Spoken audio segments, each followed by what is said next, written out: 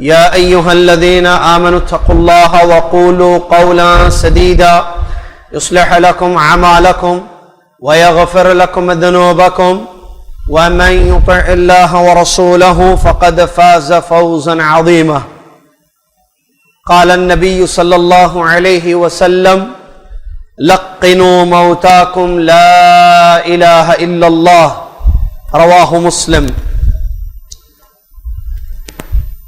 وعن معاذ رضي الله عنه قال: قال رسول الله صلى الله عليه وسلم: من كان آخر كلامه لا إله إلا الله دخل الجنة. وقال الرسول صلى الله عليه وسلم: إذا حضرتم المريض أو الميت فقولوا خيرا فإن الملائكة يؤمنون على ما تقولون. رواه مسلم. وعن أبي سلمة وفي حديث أم سلمة رضي الله عنها قال رسول الله صلى الله عليه وسلم وفي حديث أم سلمة رضي الله عنها قالت: دخل رسول الله صلى الله عليه وسلم على أبي سلمة وقد شق بصره فأغمضه ثم قال: إن الروح إذا قبض تبعه البصر فضج ناس من أهله. فقال صلى الله عليه وسلم: لا تدعوا على أنفسكم إلا بخير فإن الملائكة يؤمنون على ما تقولون. ثم قال صلى الله عليه وسلم: اللهم اغفر لأبي سلمة وارفع درجته في المهديين واخلفه في عقبه في الغابرين واغفر لنا وله يا رب العالمين وافصح له في قبره ونور له فيه. اخرجه مسلم واحمد او كما قال صلی اللہ علیہ وسلم. سامعین کرام، حاضرین درس، قابل احترام اسلامی ماں اور بہنوں، سب سے پہل اور آخر اللہ رب العالمین کی تعریف اور حمد و ثنا ہے. وہ اللہ رب العالمین جو ہمارا معبود برحق ہے، جو ہمارا رب واحد ہے، جو ہمارا مالک، ہمارا رازق ہے، جس کے پیارے پیارے نام بے عیب صفات ہیں، جس کی جتنی تعریف کی جائے وہ کم ہوگی. ہم اس کی تعریف میں اس کے پسندیدہ جملے کہیں گے: سبحان اللہ و بحمدہ سبحان اللہ العظیم. اس کے بعد درود و سلام ہو اللہ کے آخری نبی امام الانبیاء محمد الرسول اللہ صلی اللہ علیہ وسلم کی ذات گرامی پر، کہ جنہوں نے حدیثوں میں ہمیں جہاں بہت ساری چیزوں کی تعلیم دی، وہیں پر میت کے ساتھ کیسا سلوک کیا جائے، تجہیز، تدفین، تکفین اور نماز جنازہ کے مسائل بھی، طریقہ بھی اپنی امت کو سکھایا. اللہم صلی علی محمد وعلی آل محمد کما صلیت علی ابراہیم وعلی آل ابراہیم انک حمید مجید. اللہم بارک علی محمد وعلی آل محمد کما بارکت علی ابراہیم وعلی آل ابراہیم انک حمید مجید. قبل اس کے کہ ہم آج کا آخری چیپٹر جو جنازے یا میت کو تیار کرنے کے مسائل، جنازے کے مسائل ہیں، اس کو آپ کی خدمت میں پیش کریں، چند ایک سوال آپ کی خدمت میں پیش ہیں، جواب دے کر مسجد والوں کی جانب سے جو بطور کتاب بطور انعام رکھی گئی ہے وہ آپ لیتے جائیں. کل کے درس میں ہم نے ان گناہوں کا تذکرہ کیا تھا جو انسان کی دنیا اور آخرت کو تباہ کرتے ہیں، اور بہت سارے گناہ ان میں بیان کیے گئے تھے. ماشاءاللہ سوال سے پہلے یہ ہاتھ اٹھ گئے. تو ان میں شروع میں ہم نے 7 ہلاک کرنے والے گناہوں کا ذکر کیا تھا. اس کے بعد آج ہم انشاءاللہ جنازے کے مسائل پڑھیں گے. تو جنازے کے مسائل میں میت کو جو ہے غسل دینے کا مکمل سنت کے مطابق طریقہ کیا ہے، اور اس کو کفن کتنے کپڑے پہنایا جائے گا. ہاتھ نیچے آ گئے. یہ سب پڑھیں گے انشاءاللہ. لیکن جو کل پڑھے تھے 7 ہلاک کرنے والے گناہ، ان میں سے کوئی 3 بتائیے. ارے آہستہ بیٹے، آہستہ، اٹھو مت. کیا جذبہ ہے ماشاء اللہ. جی بیٹا آپ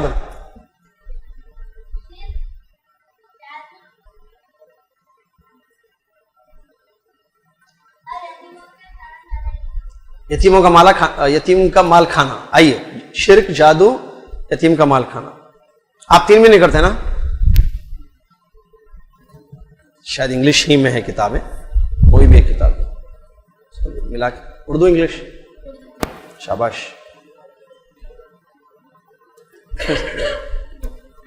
جی تین بتائے. ارے اٹھ گئے آپ, چلیے بول دیجیے.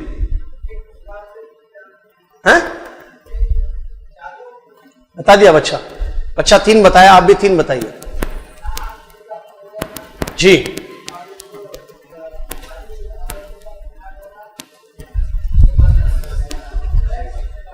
ایک منٹ آپ لوگ مت بولیے. 7 ہلاک کرنے والے گناہ کل پڑھے شروع میں. بچے نے کیا نام ہے بیٹا آپ کا؟ سفیان نے جو ہے 3 کا ذکر کیا. ایک شرک, یاد رکھیے یہ آپ کو بولنا نہیں ہے. 7 میں سے انہوں نے, سفیان نے 3 کا ذکر کیا. ایک شرک, دوسرا جادو, تیسرا کیا بولے بیٹا, یتیم کا مال کھانا. اب باقی 4 ہیں, اس میں 3 بتاتے تو بتائیے. ایک بولے آپ شاید, ناحق کسی کا قتل کرنا, ایک ہو گیا. اور نہیں, 7 ہلاک کرنے والے گناہوں میں نہیں ہے وہ. اٹھاؤں دوسروں کو. اونٹ, سود کھانا. جی اور ایک, آئیے انعام لیجیے. آئیے 2 تو بتا دیے. سفیان 3, آپ کا نام عبد الکریم بھائی 2, 3 2 5. آئیے نہیں بس انعام لے لیجیے. اور 2 ہاتھ اٹھائے ہوئے ہیں. انگلش اردو. زنا مت بولو آپ, ختم. 2 بول دیا, ختم. لے کے جاؤ, یہ لیجیے. ارے یہاں اٹھ کے ٹھہر گیا کیا نام. اچھا بولو بیٹا. اور 2 جو انہوں چھوڑے. جنگ سے بھاگنا. جی قتل کرنا بول دیا بیٹے. وہ بھی بول دیا بیٹے آپ کے بڑے بھائی سفیان. دیکھیے شرک ہو گیا. ہاں اللہ اللہ اللہ اللہ. نہیں ہاتھ نہیں مارنا, ہتھیلی نے. آ جاؤ بیٹے. زبردست زبردست. ان کو تو پوری کتابیں دینا پڑ رہا. دل کون سی انگلش ہو نا, کون سی تو بھی لے لو. کیا نام ہے آپ کا؟ فدا الرحمان. آپ کل ادھر تھے نا, وہ دوسرے ہیں. کل بھی نام لیا. فدا ہیں بھائی ماشاءاللہ دین پر. یہ 7 گناہ تھے جو ہم نے کل پڑھے تھے. اس کے علاوہ بھی گناہ ہم نے کل پڑھے تھے. ان میں سے کوئی ایک بتائیے. ماں باپ کی نافرمانی. آئیے اور بولتے ہوئے آئیے کہ کیا مطلب ماں باپ کی نافرمانی. جو بولے وہ بات نہیں سننا. اس میں کوئی کنڈیشن ہے؟ آئیے, یعنی ہر بات سننا ان کی, ہر بات. آتے آتے بولیے. غلط بولے مطلب؟ اچھا مووی کی سیڈی لا بولے تو نہیں لانا کہتے. دیکھیے بھائی والدین بچوں کو نہیں صحیح ہے نا, کیونکہ اس میں اللہ کی نافرمانی ہو رہی ہے. اس لیے اب گھر میں جا کے عمل کرنا اس پہ. سیڈی بولے تو نہیں لانا, پانی لوگے تو لانا.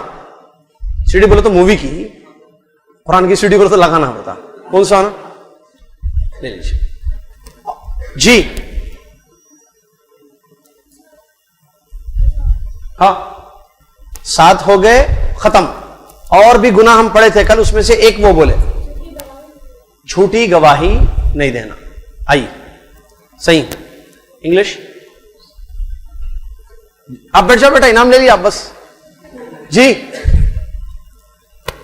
یہ بچے جی بولو بیٹا. گالی کل نہیں پڑھے, اس کو گالی میں کہاں بولو.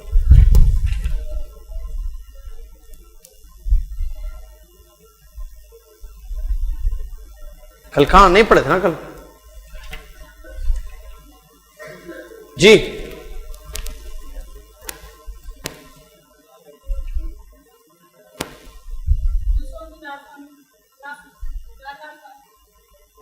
دوسروں کا جی شراب پینا یہ بھی بڑے گناہوں میں سے. شراب نہیں پینا, جی شراب نہیں پینا بڑے گناہوں میں سے ہے. شراب پینا بڑے گناہوں میں سے پینا. انگلش جی کل جو پڑھے سگریٹ نہیں پینا وہ معلوم ہے, لیکن کل پڑھے تھے کیا ہم اس کو؟ نہیں بولے تھے, شاید نہیں بولے تھے, بولے تھے. ارے وہ گناہوں میں نے ذکر کیے تھے جو ہم کل پڑھے تھے کہ نا. پڑوسی کو تکلیف دینا, آئیے یہ بھی بڑا گناہ ہے. کہ کیسا تکلیف دینا؟ زبان سے, ہاتھ سے, یا دونوں سے؟ ہاں جی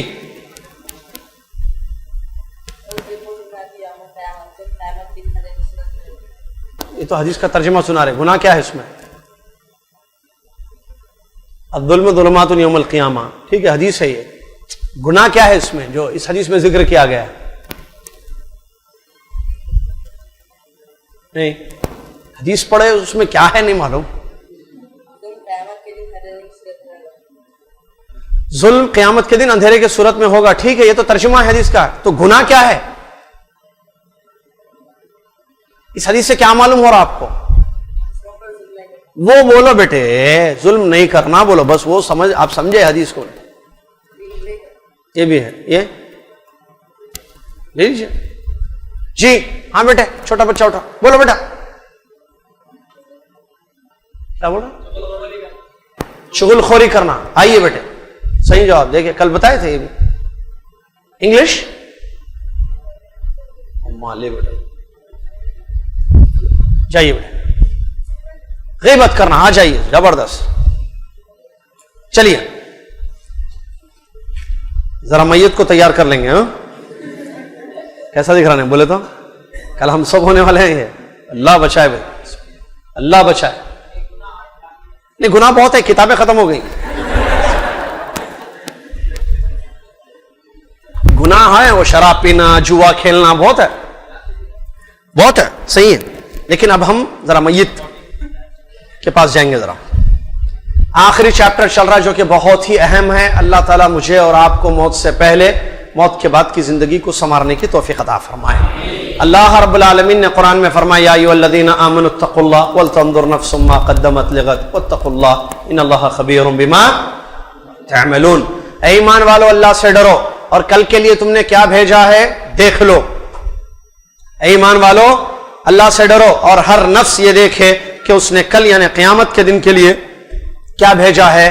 اللہ سے ڈرتے رہو. یقینا اللہ تبارک و تعالیٰ کو تمہارے تمام اعمال کی خبر ہے. اس آیت میں جہاں تقوی کی تاکید کی گئی ہے وہیں پر کل یعنی قیامت کا دن جو یقینی طور پر آنے والا ہے, اس دن کے لیے انسان نے کیا کیا ہے یہ سوچ لے, اس کی فکر ہو, اس بات کا حکم دیا گیا ہے.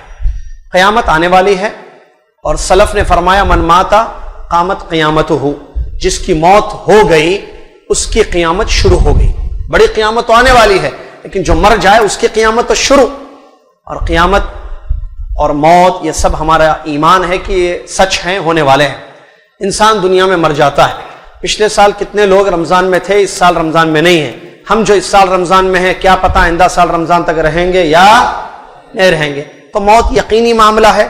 اسلام جو ایک کامل مذہب ہے, اسلام جو ایک کامل دین ہے, اللہ تعالیٰ نے فرمایا الیوم اکملت لکم دینکم, میں نے تم پر تمہارے دین کو مکمل کر دیا. تو اس دین کامل میں میت سے جڑے ہوئے مسائل بھی شامل ہیں جس کو اسلام نے تفصیلی طور پر بیان کیا. ایک آدمی کی وفات ہو جائے کیا کریں گے, اس کو چھوڑ دیں گے ایسے ہی؟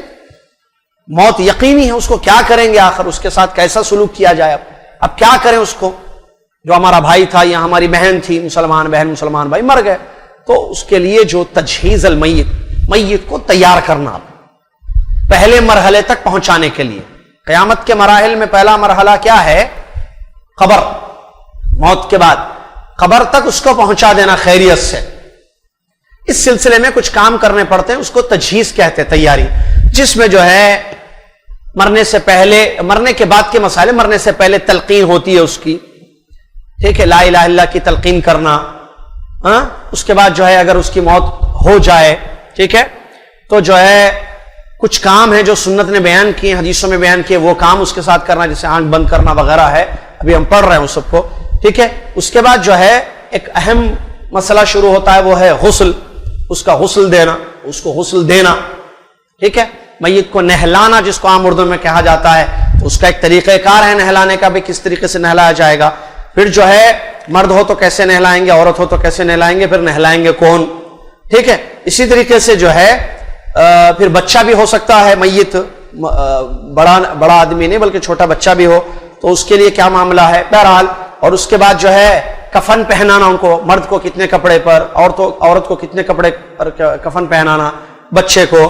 پھر اس کے بعد جو ہے نماز جنازہ, یہ بھی ایک بڑا اہم مسئلہ ہوتا ہے کہ بھئی نماز جنازہ کون پڑھائیں گے, کیسے پڑھائیں گے, طریقہ کیا ہے پیچھے اگر نماز جنازہ پڑھی جائے, یا اس کا حکم کیا ہے. اس کے بعد آخری مسئلہ ہوتا ہے تدفین, دفن کرنے کے سلسلے میں کیا شریعت کے احکامات ہیں. اسی طریقے سے جب جو ہے اس کی قبر بنائی جائے گی تو قبر کیسی بنائی جائے, پختہ یا کہ سادہ, یا اس سلسلے میں کیا شریعت کی تعلیم ہے, یہ بھی سب آئے گا اس میں. اسی طریقے سے اب جانے والا تو چلا گیا, ٹھیک ہے, اب اس کے جو گھر والے ہیں ان کے ساتھ کیا معاملہ کیا, یہ وہ لوگ کیا کریں.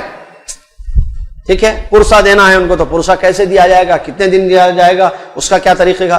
وہ لوگ کیا کرنا, کہ میت کے لیے کچھ کرنا, 10واں 40واں کیا ہے وہ, چہلم, برسی, سال اور بھی کچھ ہوتی برسی, معلوم ہے تو بولو.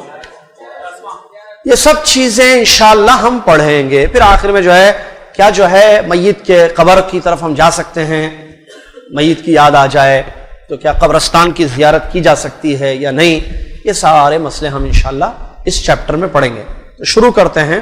اور یہ سارے مسائل کو مصنف رحمۃ اللہ علیہ نے 12 نکات میں تقسیم کیا ہے. کتنے؟ 12 پوائنٹس ہیں.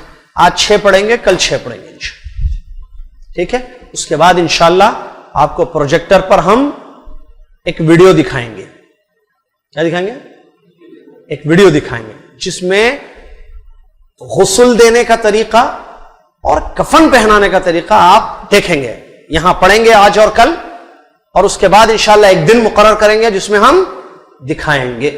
پھر آپ کا امتحان بھی ہے, وہ یاد ہے نا جی. یہ ساری چیزیں جاری. چلیے آج کے 6 مسئلے ہم پڑھ لیتے ہیں. اس میں پہلا مسئلہ مصنف رحمۃ اللہ علیہ فرماتے ہیں, اولا یشرع تلقین المحتضر لا الہ الا اللہ لقول النبی صلی اللہ علیہ وسلم لقنوا موتاکم لا الہ الا اللہ, رواہ مسلم. والمراد بالموتى في هذا الحديث المحتضرون وهم من ظهرت عليهم امارات الموت. فرماتے ہیں مصنف فضیلۃ الشیخ عبدالعزیز بن عبداللہ بن باز رحمہ اللہ, میت کو تیار کرنا یا اس کے نماز جنازہ کے متعلق جو مسائل ہیں ان میں سے پہلا مسئلہ محتضر, جان کنی کی حالت میں جو انسان ہوتا ہے اس کے لیے تلقین مشروع ہے. کس چیز کی تلقین؟ لا الہ الا اللہ کی تلقین. کیوں؟ اس لیے کہ نبی علیہ الصلوۃ والسلام کی حدیث ہے, آپ نے فرمایا لقنوا موتاکم لا الہ الا اللہ, اپنے مردوں کو لا الہ الا اللہ کی تلقین دو. اس حدیث کو امام مسلم رحمہ اللہ نے روایت کیا ہے. مردے سے مراد اس حدیث میں مردہ نہیں ہے, وہ آدمی ہے جس پر موت کی علامتیں ظاہر ہو چکی ہیں, جس پر موت کی علامتیں ظاہر ہو چکی. یہ پہلا مسئلہ تلقین. کیا ہے پہلا مسئلہ؟ تلقین. تلقین کس کو کہتے ہیں؟ آدمی محتضر ہوتا ہے, مرنے سے پہلے کچھ علامتیں ظاہر ہوتی ہیں اس کی, جیسے جو ہے ڈاکٹر کہہ دیتے ہیں کہ بھئی یہ ختم ہے, اب ان کو ہم نہیں بچا سکتے, یہ جانے والے ہیں, ختم اب, ٹھیک ہے. یا جو ہے کچھ چیزیں ظاہر ہو جاتی ہیں, جیسے بات چیت بند ہو جاتی ہے. محتضر جانکنی کا, سکرات کا عالم ہوتا ہے, جانکنی کا عالم ہوتا ہے, بات چیت تقریباً بند ہو جاتی ہے, مشکل سے جو ہے کچھ باتیں نکلتی ہیں اور وہ بھی سمجھ میں نہیں آتی کہ کیا بول رہے ہیں, ہاتھوں کی پیروں کی حرکت بند ہو جاتی ہے, ختم. اب گھر والے بھی سمجھتے ہیں, دیکھنے والے بھی سمجھتے ہیں کہ یہ آخری لمحے چل رہے ہیں ان کے. اللہ دے یہ اس چیز سے سب کو گزرنا, یہ بات یاد رکھیے. اسی لیے اسلام نے یہ حکم دیا کہ مرنے سے پہلے اس کی قیامت, مرنے کے بعد کی زندگی کے لیے تیاری کر لو.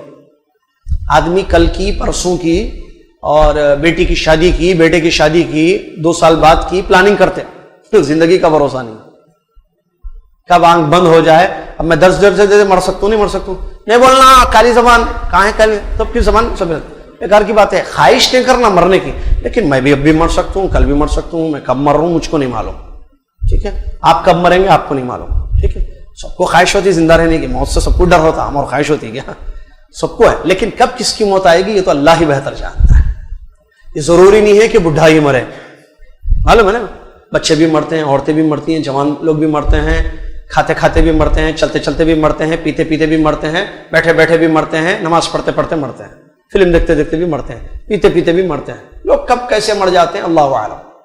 اسی لیے ایک بات یاد رکھنا، جب موت ہمیں نہیں معلوم ہے نا کیسی آئے گی، اب موت کب آئے گی ہمیں نہیں معلوم ہے نا، زندگی اگر اطاعت میں ہو تو موت کس پر آئے گی، اطاعت، زندگی اگر نافرمانی پر گزرے تو موت کس پر آئے گی۔ ایک آدمی روٹین بنا، روٹین بولتے ہیں نا آپ لوگ، لائف روٹین ایک آدمی بنایا، سگریٹ پینا، فلم دیکھنا، گالیاں دینا، اٹھنا، ادھر جانا، غنڈہ گردی کرنا، لائف وہی ہے اس کا، موت بھی ویسی جاتی ہے، یا تو پیتے ہوئے، یا تو گالی دیتے ہوئے، یا تو مارتے ہوئے مر جاتا۔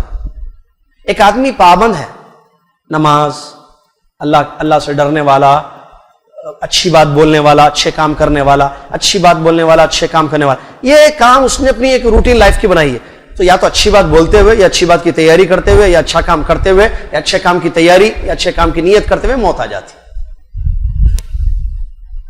زندگی جیسے گزری موت ویسی آتی ہے، دیکھ لیجئے بھائی، بہت کم لوگ ہوتے ہیں جو چینج ہو جاتے ہیں اچانک، لیکن عام طور پر دیکھیں آپ، بے نمازی ویسی مر جاتا ہوں، نمازی ہے، نماز کی حالت میں نماز کو جاتے ہوئے ایک نماز پڑھا، دوسری نماز کی تیاری تھی، نیت تھی، انتقال ہو گیا، صحیح ہے یا نہیں ہے جی؟ اسی لیے اللہ کی اطاعت پر زندگی رکھنا تاکہ موت بھی ہماری اطاعت پر آئے، اس کو بولتے ہیں اچھی موت، ٹھیک ہے، اور پھر اچھی موت، رمضان کی موت، جمعہ کی موت، نمازوں کی حالت میں، احرام کی حالت میں، یہ سب اچھی موت ہیں، یہ سب کیا ہے؟ اچھی موت۔ تو پہلا مسئلہ بتاتے ہیں، موت سے پہلے جو علامتیں ظاہر ہو جائیں، محتضر، جان کنی، فصیح اردو میں جان کنی کا حال، جان کنی کی حالت، ٹھیک ہے، اس حالت میں جو ہے وہاں میت کو تلقین کرنا، وہاں بیٹھ کر لا الہ الا اللہ پڑھنا یا پڑھو بولنا۔ شیخ البانی رحمۃ اللہ نے لکھا کہ خود پڑھنا لا الہ الا اللہ، دیکھیں میت ہے نا، مطلب اب آدمی کب مرنے والا نہیں معلوم ہے، ٹھیک ہے، بستر مرگ پر ہے، وہ بستر مرگ پر ہے، وہاں بیٹھ کر اگر ہم لا الہ الا اللہ لا الہ الا اللہ لا الہ الا اللہ پڑھے تو سنتے ہوں، سن کے لا الہ الا اللہ، کیوں؟ کیونکہ ایک حدیث آئی ہے جو معاذ بن جبل رضی اللہ عنہ کی حدیث ہے، صحیح حدیث ہے، جس حدیث میں نبی علیہ الصلوۃ والسلام نے فرمایا من کان آخر کلامہ لا الہ الا اللہ دخل الجنہ، جس کا آخری کلام لا الہ الا اللہ تھا وہ جنت میں داخل ہو جائے گا، مطلب مرنے سے پہلے جس نے لا الہ الا اللہ پڑھا وہ جنت میں داخل ہو جائے گا، وہ جنت میں داخل ہو جائے گا۔ اب دخول اولی ہے یا نہیں ہے یہ تفصیل ہے، بعد میں بتائیں گے اس کو، یعنی کیونکہ جتنی حدیثوں میں دخل الجنہ آتا ہے نا، جنت میں داخل ہو گیا، تو دخول جو ہوتا ہے نا، جنت میں داخل ہونا 2 قسم کا ہوتا ہے، ایک دخول اولی بولتے اس کو، یعنی بغیر عذاب کے جاتا سیدھا، ایک ہوتا عذاب سزا کاٹنے کے بعد جاتا، تو 2 قسم کا دخول ہوتا ہے، ایک آدمی جلدی جاتا، دروازہ کھلا ہوا چلے آتا، ایک آدمی بعد میں پہلے باہر پریشان ہوتا خوب، اس کے بعد جاتا، سمجھ رہے ہیں؟ داخل ہونے کے 2 طریقے ہوتے ہیں، دخل الجنہ، دخول، جنت کا دخول کیسے ہوگا؟ کچھ لوگ ایسے ہوں گے جو بغیر عذاب کے، بغیر جہنم کو دیکھے ہوئے سیدھے جنت میں داخل ہو جائیں گے، اللہ تعالیٰ مجھے اور آپ کو ان میں سے شامل فرما دے، آمین۔ کچھ لوگ ایسے ہوں گے جو پہلے سزا کاٹیں گے اپنے گناہوں کی، اس کے بعد جنم، کیونکہ شرک پر نہیں مرے تھے، دوسرے گناہ تھے، ان کی سزا کاٹ کے جائیں گے۔ تو دخول 2 قسم کا ہوتا ہے، یہ بھی ذہن میں رکھنا، جہاں جو بھی حدیث میں دخل الجنہ ہوتا مرتے چلے آتے نہیں سمجھنا، جہنم کے بغیر ہی چلے آتے بلکہ نہیں سمجھنا، جہاں جہاں دخل الجنہ کے الفاظ آئے ہیں، ٹھیک ہے، چلیے۔ تو اسی لیے نبی علیہ الصلوۃ والسلام کہ لا الہ الا اللہ پر موت ہونا، یعنی مرنے سے پہلے کلمہ پڑھ کر مرنا، یہ بہت بڑی اچھی بات ہے، بڑی نعمت ہے اللہ تعالیٰ کی، بڑی توفیق ہے اللہ تعالیٰ کی انسان کے لیے کہ وہ مرنے والا جو ہے لا الہ الا اللہ پڑھ کر مر جا رہا ہے۔ تو اس کو جو ہے تلقین کرنے کا مطلب جو بتایا گیا کہ وہاں بیٹھے ہوئے جو افراد ہیں وہ پڑھتے رہنا، لیکن اللہ ہدایت دے، جو ہے یہ کم ہی عمل ہوتا ہے، مسئلے جو ہے کچھ یہ اور ہوتے ہیں، سائن لینا، انگوٹھے لے لینا، جائیداد کے مسئلے، یہ سب کام کرتے ہیں لوگ، جا رہے ہیں جاتے جاتے دیکھے جاتے کہ نہیں دیکھے جاتے کہ لے لیتے ہیں ایسے سب چیزیں، یا محتضر حالت میں رہتے وہاں سائن یہ سائن سب گڑبڑ کر کے ختم ہو، ادھر ادھر سب پلاننگ کے ساتھ پورا ہوتا ہے. اللہ معاف فرمائے. ایک آدمی جا رہا ہے دنیا سے، اس کے ساتھ یہ سلوک کیا جاتا ہے، لے لیتے پوری چیزیں کیونکہ اس کے ہاتھ میں ہے سب کچھ، زندگی بھر اپنے ہاتھ میں رکھا تھا وہ. ٹھیک ہے، پورا فٹر نے بھی کس کو بھی نہیں دیا تھا، اس کی سائن چاہیے تو مرنے سے پہلے یہاں سائن کر دو. اس کی حالت عجیب حالت ہے، اس کو کچھ بھی سمجھ میں نہیں آ رہا، بس سائن لے لیتے اس سے. دھوکے، اللہ بچا کے رکھے. یہ خیر الگ ایشو ہے. یہاں جو بتانا ہے مرنے والے کے پاس اگر آپ ہیں، آپ محتضر کے پاس، تو آپ کو چاہیے کہ آپ کیا کریں؟ موت لا الہ الا اللہ کی تلقین. کیا ہے یہ لا الہ الا اللہ؟ اسلام کا پہلا رکن ہے، کلمہ ہے بہت بڑا جو جنت میں جانے کی چابی ہے، جس کا صحیح اردو ترجمہ پڑھ لیے ہیں اس سے پہلے ہم. کیا ہے؟ حقیقت میں اللہ کے سوا کوئی معبود نہیں ہے. کہتے ہیں مسلم شریف کی حدیث ہے لقنوا موتاکم. یہ کیوں ہے تلقین کرنا؟ کیونکہ حدیث میں نبی علیہ الصلوۃ والسلام نے فرمایا لقنوا موتاکم، اپنے مردوں کو تلقین کرو. کس کی؟ لا الہ الا اللہ کی. مردے کو تلقین، حدیث کا ترجمہ یہ ہے. اسی لیے بولتے ہیں نا حدیث کو سمجھنا ضروری ہے. مردے کو کیسے تلقین کرتا؟ وہ تو مر گیا، وہ کیسے پڑھے گا لا الہ الا اللہ؟ مطلب کیا ہے اس کا؟ جو مرنے کے قریب ہے اس کو، جس پر موت کی علامتیں ظاہر ہو چکی ہیں، اس کو تلقین کرو لا الہ الا اللہ کی. سمجھ میں آ رہا ہے؟ یہ مطلب ہے. جیسا کہ خود انہوں نے ذکر کیا ہے اس حدیث میں مراد المحتضرون، جن کا موت کا وقت قریب آ چکا ہے یا جن پر علامتیں ظاہر ہو چکی ہیں. نبی علیہ الصلوۃ والسلام کی حدیث آپ نے فرمایا اذا حضرتم المریض او المیت، جب کہ تم کسی بیمار کے پاس جاؤ یا میت جو مرنے والا آدمی ہے آخری سٹیج پر ہے اس کے پاس جاؤ، فقولوا خیرا، وہاں اچھی بات کرنا. کیا کرنا؟ اس کے پاس اچھی خیر کی بات کہنا. کیوں؟ اس لیے کہ ان الملائکۃ یؤمنون علی ما تقولون، تم جو بھی کہتے ہو فرشتے اس پر آمین کہتے ہیں. یہ صحیح مسلم کی حدیث ہے. لہٰذا خیر کی گفتگو کی جائے. وہاں پر جو بھی بول رہے ہیں آپ جو بھی بولیں گے اس پر فرشتے آمین. آمین کا کیا معنی ہے؟ قبول کر. آمین کا معنی قبول کر، یعنی اللہ سے دعا کرتے ہیں. آمین کا مطلب اے اللہ تو قبول کر. تو لہٰذا وہاں نبی صلی اللہ علیہ وسلم نے فرمایا کہ خیر کہو. وہاں کیا کہو؟ خیر کہو. تو یہ بات یاد رکھی جائے. چلیے دوسرا مسئلہ مصنف رحمت اللہ علیہ بیان فرماتے اذا تیقن موتہ، جب یقین ہو جائے اس کی موت کا، اغمضت عیناہ، اس کی دونوں آنکھوں کو بند کر دینا چاہیے، وشد لحیاہ، اور اس کی داڑھی کو باندھ دینا چاہیے، لورود السنت بذلک، کیونکہ اس سلسلے میں سنت وارد ہوئی ہے. یہ دوسرا مسئلہ. کیا مطلب؟ جس کا جو ہے داڑھی باندھنے کا مطلب داڑھی بکھیری ہوئی نہ ہو، اس کو ایک جگہ کیا جائے. مطلب اذا تیقن موتہ، اگر اس کی موت کا یقین ہو جائے. کیسے پتا چلے گا موت کا یقین ہے؟ اس سلسلے میں تفسیر میں علماء نے لکھا ہے حدیث کی، یا تو جو ہے موت کی علامتیں ظاہر ہو چکی ہیں، مر گیا ہے آدمی، ہاتھ اٹھا رہے، سانس بند ہو چکی ہے، دیکھ رہے ہیں سانس بھی بند ہے، حرکت بھی بند ہے، دل کی دھڑکن بھی بند ہو گئی، ختم. نہ آنکھیں کھول رہا ہے، نہ بات کر رہا ہے، نہ حرکت ہو رہی ہے، نہ سانس چل رہی ہے، نہ دل دھڑک رہا ہے، ختم. کیا سمجھیں گے؟ مر گیا. یعنی یہ ایک شکل ہو سکتی ہے. دوسری یہ کہ ڈاکٹر نے آپ کو رپورٹ دے دی کہ یہ چلے گئے، ختم، از ڈیڈ، ختم، مر چکے ہیں. تو اگر یہ یقین ہو جائے، یقین ہونا موت کا، یہ دو شکلیں ہیں یقین ہونے کی. یا تو رپورٹ ہے آپ کے پاس، کیونکہ موجودہ دور میں جو ہے ہاسپٹلائز ہوتے ہیں بہت سارے لوگ، تو ڈاکٹر آ کے بتا دیتے ہیں کہ یہ اب نہیں رہے دنیا میں، ختم. کیونکہ وہ چیک کرتے ہیں پیشنٹ کو، کہتے ہیں ختم، ان کی ختم ہو گیا. لیکن بعض دفعہ وقتی طور پر تھوڑی سی چیز ہو جاتی ہے، وقتی طور پر جو ہے سانس کسی کی بند ہو جاتی ہے یا دل، پھر بعد میں جو ہے وہ چلنے لگتا ہے. اسی لیے کیا کہا مصنف رحمۃ اللہ علیہ نے؟ تیقن موتہ، یقین ہو جائے مرنے کا کہ آدمی مر چکا ہے. اغمضت عیناہ یا اغمضت عیناہ، دونوں آنکھوں کو کیا کرنا؟ بند کر دینا، اور داڑھی کو ٹھیک کر دینا. کیوں؟ اس کی دلیل میں حدیث ذکر کرتے ہیں ام سلمہ رضی اللہ عنہ کا واقعہ. ام سلمہ رضی اللہ تعالیٰ عنہ، ان کے شوہر ابو سلمہ رضی اللہ تعالیٰ عنہ کا ابو سلمہ رضی اللہ تعالیٰ عنہ کا انتقال جب ہوا، نبی صلی اللہ علیہ وسلم آئے، دخل رسول اللہ صلی اللہ علیہ وسلم، حدیث شروع ہوتی ہے. ام سلمہ رضی اللہ تعالیٰ عنہ فرماتی ہیں وہ پیارے نبی صلی اللہ علیہ وسلم ابو سلمہ رضی اللہ عنہ کے پاس آئے. کب؟ جب جو ہے وقد شق بصرہ، ان کی وفات ہو گئی تھی اور ان کی آنکھیں جو ہیں کھلی ہوئی تھی. ان کی وفات ہو گئی تھی آنکھیں کھلی ہوئی، تو نبی صلی اللہ علیہ وسلم نے ان کی آنکھوں کو کیا کیا؟ بند کر دیا، اور یہ فرمایا ان الروح اذا قبض تبعہ البصر، جب روح قبض کر لی جاتی ہے تو نگاہ اس کا پیچھا کرتی ہے۔ یہ سن کر ان کے گھر والے رونے لگے، یہ سن کر ان کے گھر والے رونے لگے گھر میں لوگ، تو نبی صلی اللہ علیہ وسلم نے فرمایا لا تدعوا علی انفسکم الا بخیر، خیر ہی کہو، اپنی زبانوں سے خیر ہی نکالو، کوئی غلط بات مت نکالو۔ فإن الملائکۃ یؤمنون علی ما تقولون، اس لیے کہ تم جو کہو گے یہاں پر اس میت کے پاس، فرشتے اس پر کیا کہیں گے؟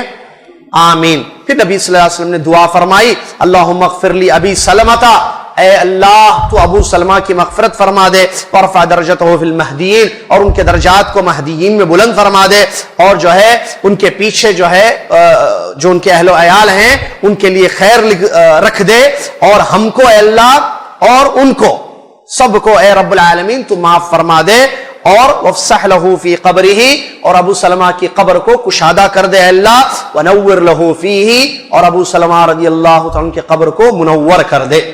یہ حدیث مسلم شریف میں ہے، صحیح مسلم میں، اور مسند احمد میں ہے۔ اسی حدیث کو دلیل بنا کر مصنف رحمۃ اللہ نے بیان فرمایا آنکھوں کو بند کرنا اس حدیث سے معلوم ہوا ہے۔ جہاں تک داڑھی کا مسئلہ ہے تو وہ اس لیے کہ داڑھی بکھر جائے گی تو ہو سکتا ہے اس میں غبار یا جو ہے دھول وغیرہ آئے گی، اسی لیے حکم دیا گیا کہ اس کو ٹھیک کر دیا جائے، ایسے اس کو ٹھیک کر دیا جائے کہ اس میں دھول وغیرہ داخل نہ ہو۔ یہ ظاہر بات ہے ان لوگوں کے لیے ہوگا جن کی داڑیاں ہوں گی۔ اب یہ کیوں لکھے ہیں؟ کیونکہ مسلمان میت ہے، ظاہر بات ہے مسلمان داڑھی رکھتا ہے وغیرہ، کیا مسئلہ ہے بتا، کیا بولوں اس پہ؟ ایک حدیث البتہ بولوں گا میں، وہ بولنا بھی چاہیے نا بھائی، مسئلہ ہے۔ ام المومنین عائشہ رضی اللہ تعالیٰ عنہا فرماتی ہیں، یہ حدیث ذرا یاد رکھ لیجئے، ام المومنین عائشہ رضی اللہ تعالیٰ عنہا فرماتی ہیں اللہ تعالیٰ نے مردوں کو داڑیاں دے کر ہم پر فوقیت عطا کر دی، کیونکہ یہ چیز عورت نہیں کر سکتی۔ اللہ تعالیٰ نے مردوں کو داڑیاں دے کر ہم پر فوقیت عطا کر دی، لہذا داڑھی جو ہے، داڑھی سنت ہے واجب ہے؟ آج کے مسئلے میں بتاتا ہوں میں، آخر سنت یا واجب بتاتا ہوں۔ تو یہ دوسرا مسئلہ تھا جو میت کے ساتھ کرنا ہے۔ پہلا کیا ہے؟ مرنے سے پہلے اس کو تلقین کرنا، کس کی؟ لا الہ الا اللہ کی، یا لا الہ الا اللہ محمد رسول اللہ کی؟ کیوں؟ کیونکہ حدیث میں وہی ہے، چھینک یاد ہے الحمدللہ، یاد ہے چھینک الحمدللہ والصلاۃ والسلام علی رسول اللہ، عبداللہ بن عمر، یاد ہے؟ ہاں بس الحمدللہ، بس اشارہ کر دیا میں۔ چلیے دو چیزیں ہو گئی، پہلی چیز تلقین کرنا، دوسری چیز کیا کرنا؟ اگر موت کا یقین ہو جائے تو آنکھ بند کر کے داڑھی صحیح کر دینا۔ تیسری چیز یجب تغسیل المیت المسلم، مسلمان مردے کو غسل دینا واجب ہے۔ مسلمان مردے کو، مسلمان اگر مردے میت ہیں تو غسل دینا کیا ہے؟ واجب ہیں۔ چلیے الا، سوائے یہ کہ اگر وہ مسلمان جن کی وفات ہوئی ہے وہ معرکے میں اگر شہید ہوئے ہیں تو ان کو غسل نہیں دیا جائے گا، نہ ان کو جو ہے ان کی نماز جنازہ پڑھی جائے گی، اور ان کو انہی کے کپڑوں میں دفن کر دیا جائے گا، اس لیے کہ نبی صلی اللہ علیہ وسلم نے احد غزوہ احد کے جو شہداء تھے نبی صلی اللہ علیہ وسلم نے ان کو غسل نہیں دیا اور ان کی نماز جنازہ بھی نہیں پڑھی۔ دلیل جابر بن عبداللہ رضی اللہ تعالیٰ عنہ فرماتے ہیں کہ اللہ کے نبی صلی اللہ علیہ وسلم نے ارشاد فرمایا ادفنوہم فی دمائہم ولم یغسلہم، اخرجہ البخاری۔ بخاری شریف کی حدیث ہے، نبی علیہ السلام نے غزوہ احد میں جو صحابہ شریک ہوئے تھے ان کے بارے میں بیان فرمایا ان کو ان کے خونوں میں ہی کیا کرو؟ دفن دو اور غسل مت دینا۔ ٹھیک ہے، اور بھی حدیثیں ان کے بارے میں آئی ہیں جو ابو داؤد وغیرہ کی ہے جس سے یہ چیز معلوم ہوتی ہے۔ تو یہ خاص مسئلہ شہداء کے لیے ہے، لیکن اس کے علاوہ کوئی بھی عام مسلمان مرد ہے یا عورت ہے جن کی وفات ہو جائے تو ان کا غسل کیا ہے؟ واجب ہے۔ یہ تیسرا مسئلہ ہے، غسل دینا، بغیر غسل کے لے کے جا کے قبر میں نہیں دفن کرنا۔ نمبر 4، غسل، میت کو غسل دینے کا طریقہ کیا ہے؟ میت کو غسل دینے کا طریقہ کیا ہے؟ سب سے پہلی بات یہ ہے کہ ان کو جو ہے ستر پوشی میت کی کرنی چاہیے۔ میت کی، چاہے میت ہو یا میتہ ہو، ان کی ستر پوشی یعنی ان کو ڈھانکنا پہلے، عیب جو ہے نا ان کا. کیوں؟ اس لیے کہ ایک حدیث آئی ہے صحیح جس میں نبی علیہ الصلوۃ والسلام نے یہ بات بیان فرمائی ہے، جیسے مسلمان کی زندگی میں عزت کی جاتی ہے ویسے مرنے کے بعد بھی اس کی عزت کرنا. مسلمان کی جیسے زندگی میں تکریم ہوتی ہے نا، ویسے جو ہے مرنے کے بعد بھی. تو اگر اس کی موت آ گئی تو اس کو ننگا نہیں کرنا پورا، بلکہ جو عیب ہے نا اس کو چھپا دینا کپڑے سے، گھر والے ان کے. ٹھیک ہے. اس کے بعد تھوڑا سا اٹھانا میت کو. اچھا، اس سے پہلے جو غسل دے گا نا وہ کیا کرنا، دستانے، کیا بولتے اس کو، گلاؤز پہننا ہاتھوں میں کیا کرنا، گلاؤز پہن لینا، اور ستر کرنا یہاں تک، یعنی جو عیب ہے ان کی شرمگاہ ہے اس کو چھپا دینا. اس کے بعد تھوڑا سا اٹھانا. کس کو؟ یہ اورلی بتا رہا ہوں میں آپ کو، انشاءاللہ ویڈیو دکھائیں گے ہم آپ کو پوری اس کی. ٹھیک ہے. تھوڑا اٹھانا میت کو، اٹھا کر پیٹ کو آہستہ آہستہ نرمی سے دبانا، پیٹ کو تھوڑا سا اوپر کرنا میت کو، اور پیٹ کو کیا کرنا، آہستہ آہستہ دبانا. کون؟ وہ جو غسل دے رہا ہے ہاتھوں میں جس نے گلوز پہنے. کیوں؟ تاکہ گندگی نکل جائے. پیٹ کے دبانے سے کیا ہوتا ہے، کچھ موشن وغیرہ پیشاب وغیرہ ہے تو وہ چیز کیا ہو جاتی ہے، نکل. غسل دینا ہے نا میت کو، تو اس کے لیے کیا کرنا ہے، پہلے کپڑے نکالنا میت کے. نکالنے کے بعد کیا ہے، پورے کپڑے نہیں نکال دینا، ستر کرنا ان کا، ستر پوشی کے ساتھ باقی کا جو کپڑا ہے وہ نکال دینا. اب وہ تختے پہ کسی پہ بھی لٹائیں، وہ کوئی شرط نہیں ہے اس کی. لوگ بڑے اس میں مسئلے کرتے ہیں، صحیح چیزیں یہی ہیں. ٹھیک ہے. اس کے بعد کیا کرنا، اب یہ سب سیکھ لینا ہے آپ لوگوں کو تاکہ غسال کی ضرورت نہ پڑے. ٹھیک ہے. یہاں بتایا بھی جا رہا ہے اور دکھایا بھی جائے گا آپ کو انشاءاللہ، تاکہ پورا پریپیئر ہو جائیں، آپ تیار ہو جائیں اس سنت پر عمل. یعنی ہمیں آتا ہے کرنے کے لیے. اور ایک بات، ڈرنے کی کوئی بات نہیں ہے، یہ حال ہمارا بھی ہونے والا ہے. عام طور پر جہاں مسئلہ میت کو غسل دینے کا آتا ہے تو ڈر ہوتا ہے، کیا ہوتا ہے کیا نہیں. میت ختم، اٹھتا پھر انہیں نہیں اٹھتا، ہاتھ اٹھا سکتا نہیں اٹھا سکتا، آپ کو اٹھا کے جو ہے دھلانا پڑتا ہے، اس کو وضو کرانا پڑتا ہے، جیسے ابھی آ رہا ہے. تو ڈرنے کی بات نہیں ہے، نہیں ڈرتے. اس سے پہلے جو اسلامی اخلاق میں ہم نے بیان کیا تھا کہ مومن کیا ہوتا ہے، بہادر یا بزدل، بہادر ہوتا ہے، ڈرپوک نہیں ہوتا ہے مومن. تو ڈرنے کی بات نہیں ہے. میت ہے، آپ کے والد ہیں، آپ کو غسل دینا ہے، یا جن کی وجہ سے آگے بتا رہا غسل کون دیا جائے گا تب سے، تو آپ جو ہے ڈرنا نہیں، کیونکہ یہ ہم کو بھی کرنا ہے. آج ہم دے رہے، کل کوئی ہم کو غسل دے گا. اللہ بچا کے رکھے بس، یعنی حرام چیزوں سے محفوظ رکھے. کہہ رہا ہوں، یہ باتیں بولتے ہیں تو ایک عجیب سی کیفیت ہوتی ہے کہ کیا جو ہے حال ہوگا ہمارا بھی. ہاں، دنیا میں خود نہاتے تھے، ایک ایسی نوبت آتی ہے کہ دوسرے نہلائیں گے ہم کو، کپڑے بھی نہیں اتار سکتے، دوسرے اتارتے کپڑے ہمارے. ٹھیک ہے. موشن وغیرہ خود نہیں، پیٹ دبا کے جو ہے وہ لوگ نکالیں گے، پھر وضو کرائیں گے، پھر نہلائیں گے پورے پانی سے، پھر کفن بھی پہنائیں گے سب، پھر ہم خود چلیں گے نہیں، اٹھایا جائے گا ہم کو. یہ سب مراحل آنے والے ہیں زندگی میں. پھر بھی انسان جو ہے آخرت کو بھول جاتا ہے، موت کے بعد کی زندگی کو بھول کر دنیا کی عیش و عشرت میں پڑھ کر اپنے رب کو ناراض کرتا ہے. اللہ ہمیں اس سے محفوظ رکھے. کہاں تک بات آئی تھی؟ تھوڑا سا اٹھا کے کیا کریں گے، اس کو پیٹ کو ہلکا ہلکا دبائیں گے تاکہ جو ہے گندگی نکل جائے اور پوری طریقے سے اس کو صاف کیا جائے گا. کیسے؟ اب جب اٹھائیں گے، پیٹ ہلکا سا دبائیں گے تو کچھ نکلے گا ہو سکتا، تو کیا کرنا، کپڑا اوپر رہتا ہے، شرمگاہ کے اوپر کپڑا ڈالے نا، ستر کی ہے نا، تو جو ہاتھ میں گلاؤز ہے تو اندر داخل کر کے شرمگاہ کو صاف کرنا. میت کی شرمگاہ کو صاف کرنا. گندگی وغیرہ ہے تو پانی ڈال کے اس کو کیا کرنا، صاف کرنا گندگی کو، تاکہ گندگی پوری ختم ہو جائے. ٹھیک ہے. اگر کوئی گندگی نہیں نکلی تو کوئی بات نہیں، اگر گندگی نکلی تو صاف کرنا اس کو پانی سے اور ہاتھ سے دھونا، صفائی. ٹھیک ہے. وہ تو دنیا میں خود صاف کر لیتا تھا اپنی گندگی کو، اب آپ کو صاف کرنا پڑے گا. اس کے بعد کیا کرنا، نماز کے جیسے اس کو وضو کرانا. کس کو؟ میت کو. کیسے معلوم نا وضو کیسے کرنا؟ اب میت کو کیسے وضو کرانا؟ وضو کا طریقہ جو معلوم ہے، ہاتھ کیا کرنا، دھلانا، دو ہاتھ. اب ظاہر بات ہے اس کے لیے دو آدمی چاہیے، ایک آدمی جو غسل دے رہا ہے اور ایک آدمی جو اس کی ہیلپ کر رہا ہے، کیونکہ پانی ڈالنا پڑتا ہے نا اس کو، کپڑا دینا، پانی ڈالنا. ٹھیک ہے. پوچھنے کے لیے آخر میں کپڑا دینا. اب جیسے غسل کرانا ہے، پانی ڈالنا ہے یا وضو کرانا ہے تو کوئی ہوگا ساتھ تو اس میں آسانی ہوتی ہے کہ وہ پانی ڈالے گا، یہ دو ہاتھ اس کے دھلائے گا. اب منہ کے پاس پانی، وہ تو پی کر کلی تو نہیں کر سکتا ہے، لیکن منہ کے پاس اس طریقے سے کیا جائے گا. اور اس کے ناک میں بھی جو ہے اسے پانی سے ایک مرتبہ یا دو مرتبہ یا تین مرتبہ کیا جائے گا. پھر چہرہ، پھر اس کے دو ہاتھ، یہ دونوں ہاتھوں جو کوہنی تک ہے، اور اس کے بعد اس کے سر کا مسا، اس کے بعد پیر. ٹھیک ہے، چلیے یہ ہوا. اس کے بعد فرماتے ہیں مصنف، یہ سب کی دلیلیں موجود ہیں حدیثوں میں، ہم تفصیلات میں نہیں جاتے ہوئے بتا رہے ہیں طریقہ جو انہوں نے میں. ثم یغسل رأسه ولحیته بماء وسدر، پھر جو ہے بیر کے پتے اور پانی، یہ تو معلوم ہے شاید سب کو، جو پانی ہوتا ہے نا اس میں بیر کے پتے بھی ڈالنا چاہیے. ٹھیک ہے، تو وہ پانی سے جو ہے اس کا وضو بھی کرایا جائے گا اور پھر غسل کرایا جائے گا. اس کا کیسے؟ پہلے جو ہے اس کے سر کو دھوئیں گے، میت کے کیا کریں گے؟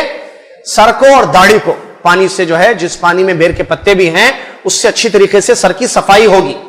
ٹھیک ہے، اور اسی طریقے سے لحیہ یعنی داڑھی کی، ٹھیک ہے، داڑھی کی بھی اس کی، کیونکہ بال وغیرہ ہے نا سب پانی سے اس کو اچھی طریقے سے جو ہے صاف کیا جائے گا. جس کی داڑھی نہیں ہے تو اس کو وہ کر دیجئے، ڈیلیٹ کر دیجئے اس کو. تو جیسے عورت کو خالی داڑھی نہیں رہتی نا عورت کو، تو خالی اس کے چوٹی یا سر کو دھلائیں گے عورت کے، تو ویسی وہ مرد جس کی داڑھی نہیں تو اس کو خالی ایسی پانی ڈال دینا پڑتا اس کو. داڑھی کا جو ہے وہ دونوں سیم سمجھو، عورت کو جیسے داڑھی نہیں رہتی ہے تو کرنا، ویسے ہی جو ہے مرد کو بھی. سمجھ میں آ رہا نا مسئلہ؟ اب ظاہر ہے نا بھائی، جو بھائی مصنف رحمۃ اللہ لکھتے ہیں شیخ کہ یغسل رأسه ولحیته بماء وسدر، بیر اور پانی کے پتے سے اس کے سر کو اور داڑھی کو.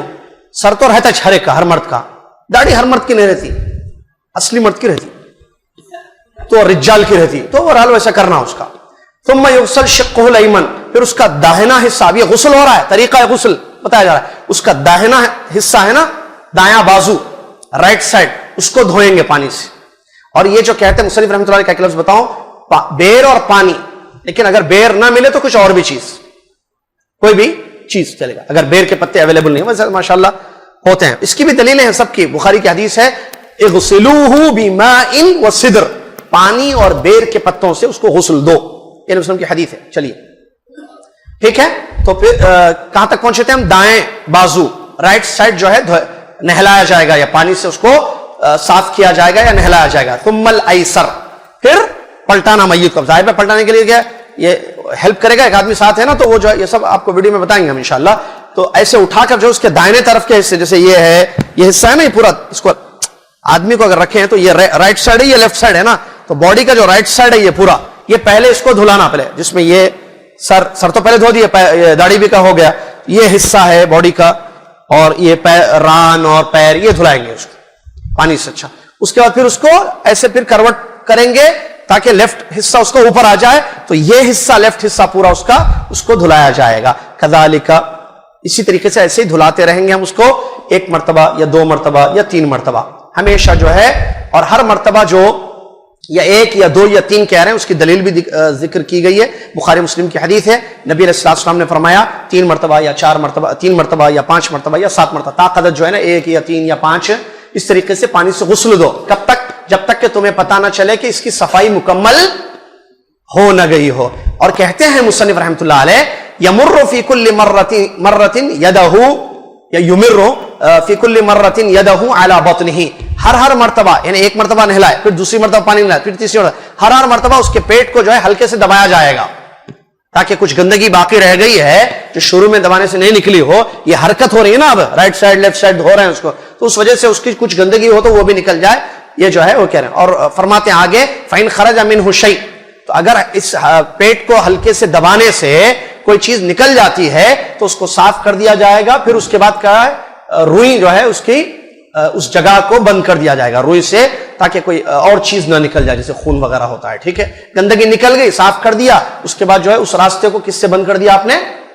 روئی سے بند کر دیا، روئی سے بند کر دیا. یا روئی کے علاوہ جو مصنف رحمۃ اللہ علیہ کہتے ہیں لیٹسٹ اگر کوئی کاٹن وغیرہ کی چیزیں آئی ہوئی ہیں جو میڈیکل لائن میں جو یا میڈیکل ہالس میں ملتی ہیں، تو اس کے ذریعے بھی اس وسیلے کو بھی استعمال کیا جا سکتا ہے.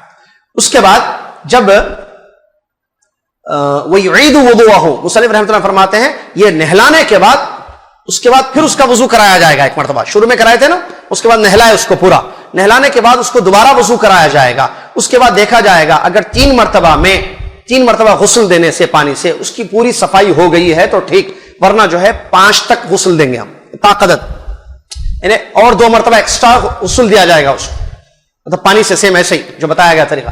اگر 5 مرتبہ میں دیکھتا ہے, آپ کو نظر آ رہا ہے کہ نہیں مکمل صفائی ہو چکی ہے اس کی, کوئی چیز باقی نہیں ہے, تو ٹھیک ہے, ختم غسل.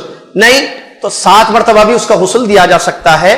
یہ جو ہے مصنف رحمۃ اللہ علیہ بیان فرماتے ہیں, جیسا کہ پیارے نبی علیہ السلام کے ساتھ کیا گیا, مسند احمد کی حدیث میں یہ چیز موجود ہے. اس کے بعد کیا کریں گے, ثم ينشفه بثوب, ایک کپڑا لے کر اس کو پونچھا جائے گا. غسل ہو گیا تو پانی ہے نا پورا, اس کو کیا کریں گے, جیسے خود اپن جب نہاتے ہیں کیا ایسے میت کو کیا جائے گا, نہلانے کے بعد کیا کرتے, توال سے پوچھ لیتے نا اپنی باڈی کو, اپنے جسم کو, سر کو, سب کو, ویسے میت کے ساتھ کیا جائے گا.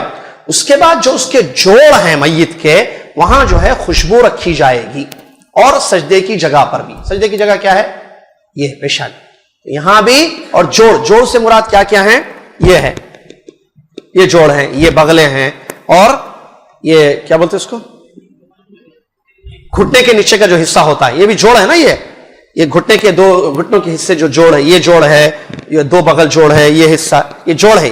یہاں کیا کریں گے, خوشبو لگائیں گے. سبحان اللہ, میت کو تیار کیا جا رہا ہے, دیکھیں تو خوشبو لگائیں گے. اور اسی طریقے سے, اور اس کی بھی سب کی دلیلیں موجود ہیں, ٹھیک ہے, جیسے کہ نبی صلی اللہ علیہ وسلم کے ساتھ کیا گیا, اور عبداللہ بن عمر رضی اللہ تعالیٰ عنہ کی حدیث سے بھی یہ ثابت ہے. جہاں تک سجدے کی جگہ کا, تو اس کی وجہ بتاتے علماء کہ یہ اس کی تکریم کے لیے, کہ یہ نمازی تھا, پابند تھا, تو اس کی سجدے کی جو جگہ جیسے پیشانی ہے وہاں بھی خوشبو لگایا جائے گا. مصنف رحمۃ اللہ علیہ فرماتے ہیں یہ تو کرنا ہے. اگر کوئی شخص پورے بدن کو خوشبو لگانا چاہے تو بھی یہ چیز جائز ہے, اس میں کوئی حرج نہیں ہے, جیسا کہ عبداللہ بن عمر رضی اللہ عنہ کی حدیث سے معلوم ہوتا ہے. اسی طریقے سے بخور بھی ہے, جو عربوں میں چیز ملتی ہے, تو بخور خوشبو اس کے باڈی پر پورا پھیلانا. بخور ہوتا ہے داڑھی میں لیتے ہیں, توپ کے اندر بھی لیتے ہیں لوگ, جس سے جسم سے جو ہے خوشبو پھیلتی ہے. تو وہ بھی اگر کیا جائے, اس کے کفن کو بخور اگر کوئی دینا چاہے, جو میت کو پہنانا ہے, تو یہ بھی کوئی حرج نہیں, جائز ہے. اس کے بعد کہتے ہیں جب آپ نے جو ہے غسل سے آپ فارغ ہو گئے, اور اس کو جو ہے اس کا پوچھ دیے, اور جو ہے عطر وغیرہ بھی لگا دیے, اب اس کے بعد جو ہے اس کے ناخن اور بال, مونچھ اور ناخن دیکھیں گے, اگر وہ بڑی ہیں تو اس کو کٹ کر دیں گے آپ. مونچھیں اگر بڑی ہیں اس کو کیا کریں گے, کٹ کریں گے. ناخن دیکھیں گے پیر کے یا ہاتھ کے, غسل سے فارغ ہونے کے بعد, تو اگر ناخن ہے تو وہ بھی کٹ کر دیں گے. نہیں ضرورت نہیں ہے کٹ کرنے کی تو کوئی بات نہیں, چھوڑ دیا جائے گا. البتہ کنگھی اس کے بالوں پر نہیں کی جائے گی, چاہے داڑھی ہو یا سر کے بال ہو. اسی طریقے سے ناف کے بال اس کے صاف نہیں کیے جائیں گے. اسی طریقے سے اور کوئی حرکت اس قسم کی نہیں کی جائے گی. مثال کے طور پر وہ اس کا ختنہ نہیں ہوئی تھی مسلمان کی, تو کہتے ہیں مصنف رحمۃ اللہ علیہ کہ اس کی ختنہ بھی نہیں کریں گے ہم.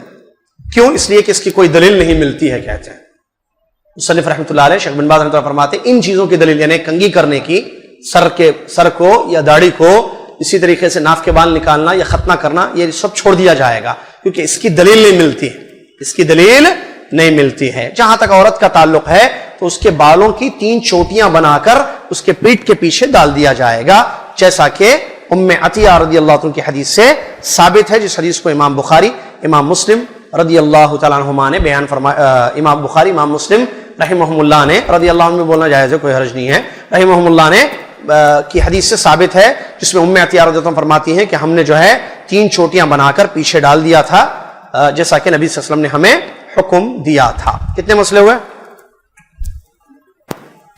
کتنے ہوئے, 4. کیا ہے پہلا, یاد رکھنے کے لیے بول رہا ہوں, 12 میں سے 6 پڑھنا ہے, 4 ہو گئے. نمبر 1 تلقین, کس چیز کی تلقین کریں گے, آہستہ آہستہ. کس کو, جو مر چکا ہے یا مرنے کے قریب ہے, 1. نمبر 2 اگر موت کا یقین ہو جائے تو آنکھ بند کر دینا اور داڑھی ٹھیک کر. نمبر 3 مردے کو غسل دیں گے. 4 کیا ہے, تیسرا مسئلہ پڑے تھے, اگر مردہ جو ہے شہید نہ ہو تو اس کا غسل واجب ہے.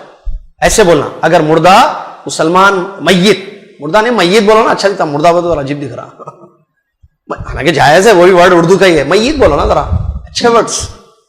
مسلم میت ہے, اگر مسلم میت اگر شہید نہ ہو, ایسا رہنا, امتحان بھی آ رہا نا آپ لوگوں کو, مسلم میت اگر شہید نہ ہو تو کیا کریں گے, ایسا سینٹنس بولنا. تھرڈ مسئلہ, پہلا مسئلہ تلقین, دوسرا مسئلہ آنکھ بند کرنا, تیسرا مسئلہ غسل دینا واجب ہے, اگر میت شہید نہ ہو تو. یہ جملہ کافی ہے. مطلب کیا؟ شہید ہو تو غسل نہیں دینا, شہید نہ ہو تو غسل دینا. 3 ہو گیا. چوتھا, غسل کا طریقہ جو سنت سے ثابت ہے اس طریقے پر غسل دیں گے. کسی کو یاد ہے یا بعد میں؟ کل کتنے ہو گئے؟ 4. 5واں کہتے ہیں تکفین المیت, میت کو کفن دینا, میت کو کفن پہنانا. اب کفن پہنانے کا طریقہ کیا ہے؟ تو اس سلسلے میں مصنف رحمۃ اللہ علیہ فرماتے ہیں الافضل ان یکفن الرجل 3 اثواب بیض لیس فیہا قمیص ولا عمامہ کما فعل بالنبی صلی اللہ علیہ وسلم. قالت عائشة رضی اللہ تعالی عنہا ان رسول اللہ صلی اللہ علیہ وسلم کفن فی 3 اثواب یمانیہ بیض سعولیہ الى آخر الحدیث. وفی الحدیث لیس فیہن قمیص ولا عمامہ ادرج فیہا ادراجا. چلیے 5ویں مسئلے میں مصنف رحمۃ اللہ علیہ بیان فرماتے ہیں تکفین, کفن پہنانا میت کو. اس کے لیے افضل یہ ہے کہ اگر میت جو ہے مرد ہو تو ان کو 3 سفید چادروں میں یا 3 سفید کپڑوں میں کفن پہنانا چاہیے. کتنے میں؟ 3. اور وہ 3 کیسے ہونا؟ وہ اس میں وہ کپڑا جو ہے قمیص نہ رہنا اور عمامہ نہیں رہنا. قمیص معلوم؟ قمیص شرٹ کی سلا ہوا جو ہوتا ہے نا, وہ نہیں رہنا, اور عمامہ بھی نہیں رہنا. کیوں؟ جیسا کہ پیارے نبی صلی اللہ علیہ وسلم کے ساتھ کیا گیا. حضرت ام المؤمنین عائشہ رضی اللہ عنہا فرماتی ہیں, جو صحیح حدیث ہے, فرماتی ہیں کہ پیارے نبی صلی اللہ علیہ وسلم کو 3 یمن کے کپڑے تھے, وہ یمنی کپڑے, اور وائٹ کلر کے کپڑے تھے, بڑے اچھے خوبصورت. ان کپڑوں میں نبی صلی اللہ علیہ وسلم کو کفن پہنایا گیا, 3 کپڑوں میں. اور ان کپڑوں میں قمیص نہیں تھا, 3 بھی کپڑے تھے خالی, اس میں قمیص بھی نہیں تھا اور اس میں عمامہ بھی نہیں تھا. نبی صلی اللہ علیہ وسلم کو اس میں داخل کیا گیا تھا. ادرج فیہ ادراجا. ٹھیک ہے. چلیے, تو اس طریقے سے یعنی 3 کپڑوں میں ایک اس کا بھی طریقہ بتائیں گے انشاءاللہ آپ کو ویڈیو میں. ایک کیا ہوتا ہے اوپر کے حصے میں, ایک نیچے کے حصے میں سروال کی شکل میں, جیسے لنگی پہنتا ہے آدمی. 2 ہو گئے نا. بچہ کون سا؟ تیسرا پورا. اس کے بعد یہاں اس کو ایسے سر سے پاؤں تک. تیسرا ایک جو ہے اوپر کے حصے میں, ایک نیچے کے حصے میں. 2 ہو گئے. تیسرا کپڑا پورا رہے گا جس کو موڑ دیا جائے گا یہاں اوپر اور پیروں کے پاس. ٹھیک ہے. چلیے, یہ جو ہے اس کے سلسلے میں, اس کے مرد کے سلسلے میں.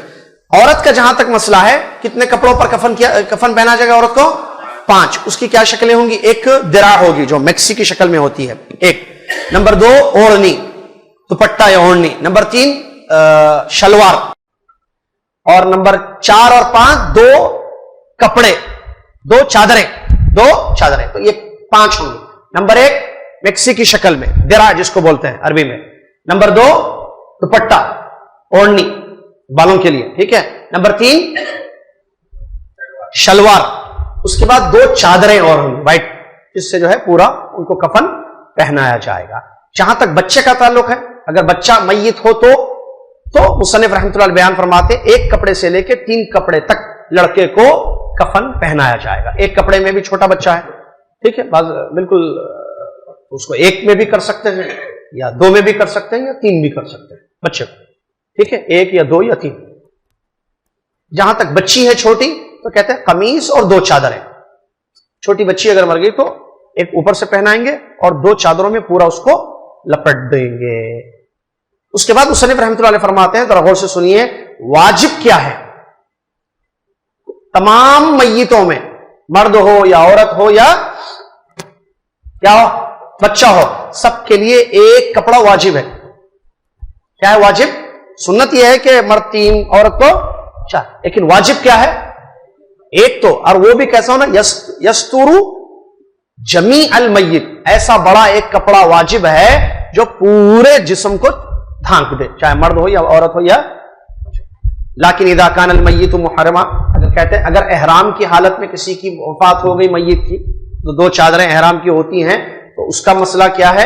تو فرماتے ہیں مصنف رحمۃ اللہ علیہ اس کو پانی اور بیر کی پتی سے غسل دیا جائے گا, اور اس کو ازار اور چادر جو ہے جو اس کے جسم پر ہے اسی سے جو ہے اس کو کفن پہنایا جائے گا. اس کے سر کو نہیں ڈھانکا جائے گا. کس کے؟ یہ ذرا خاص کیس ہے. کون سا؟ وہ لوگ جو عمرہ یا حج کرنے کے لیے گئے ہیں اور حالت احرام میں ان کی وفات ہو گئی ہے, ان کے لیے ایک مسئلہ خاص یہ ہے کہ ان کے سر کو نہیں ڈھانکا جائے گا اور نہ ان کے چہرے کو ڈھانکا جائے گا, اور ان کو خوشبو بھی نہیں لگایا جائے گا. جو عام میت کو ہوتا ہے نا, سر ڈھانکنا ہے عام میت کا, اور چہرہ بھی ڈھانکنا ہے عام میت کا.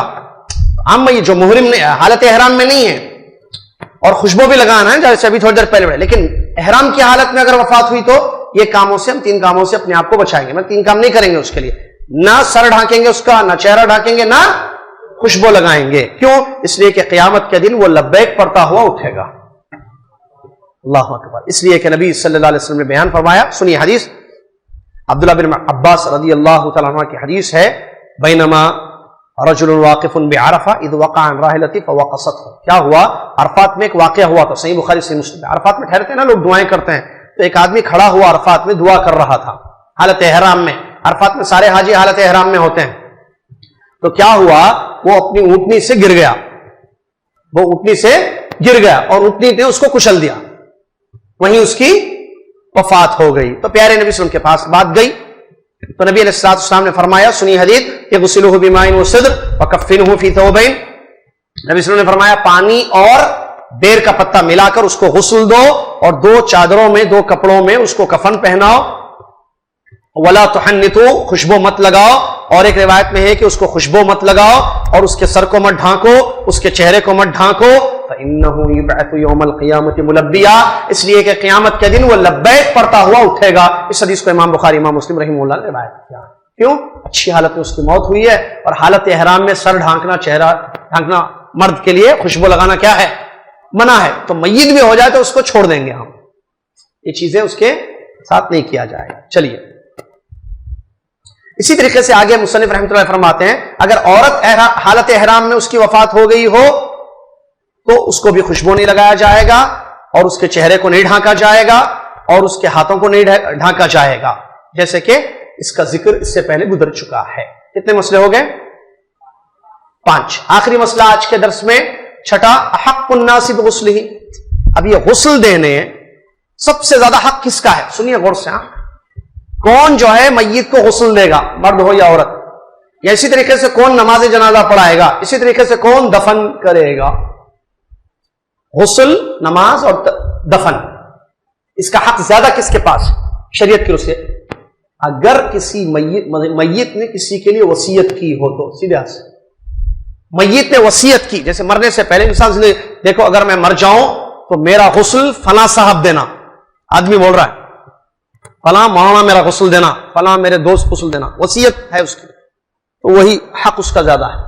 یا عورت نے کہا کہ میری فلاں بیٹی میرے کو غسل دینا اگر مر جائے تو, یا فلاں بیٹی میرے کو جو ہے غسل دے گی, یا میری بہن غسل دے گی, یا میری خالہ غسل, کوئی بھی وصیت ہے. وصیت سمجھتے ہیں نا, تو جس کو وصیت وصی کہتے ہیں اس کو وصی, تو جن کے لیے وصیت کی گئی ہے وہی غسل دیں گے. سب سے پہلا حق انہی کا ہے.